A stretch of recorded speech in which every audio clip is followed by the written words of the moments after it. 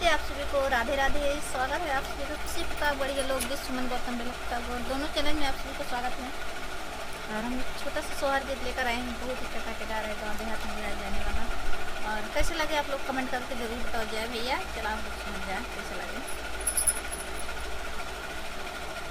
पहिला पहारा तेरिया सोतै सपना एक देखै सपना एक देखाई हो सासू मोरे अंगना हो सासू मोरे अंगना तुलसी का पेड़वा बड़ा हरियर का पेड़वा बड़ा हरियर हो सासू मोरे अंगना हो सासू मोरे अंगना तुलसी का पेड़वा बड़ा हरियर का पेड़वा बड़ा हरियर हो।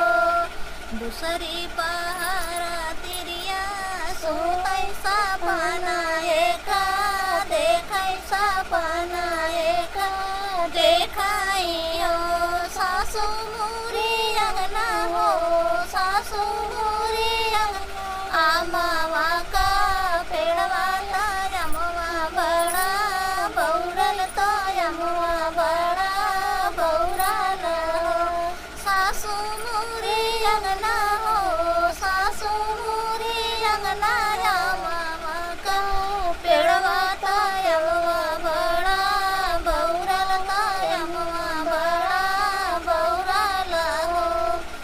तीसरी पहारा तिरिया सुतै सपना एक देखै सपना एक देखाई हो सासू मोरे अंगना हो सासू मोरे अंगना हो सासू मोरे अंगना जाना मैला लनवा बड़ा खेलैला लनवा बड़ा खेलाई हो सासू मोरे अंगना हो सासू मोरे अंगना जाना मैला लनवा बड़ा खेलैला लनवा बड़ा खेलाई हो।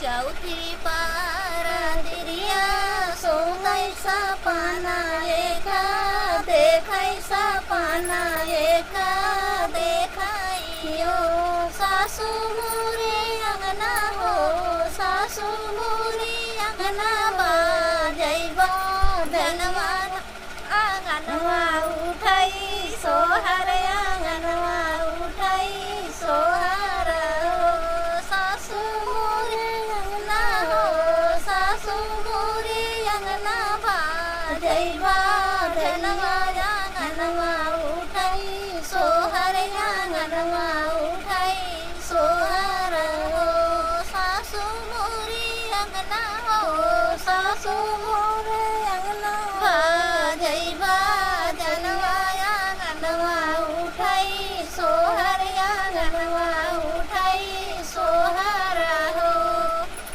भैया वही सोहर गीत आप लोग सुना जाए और जान जाए कैसे लगे कमेंट बॉक्स में बताओ जाए।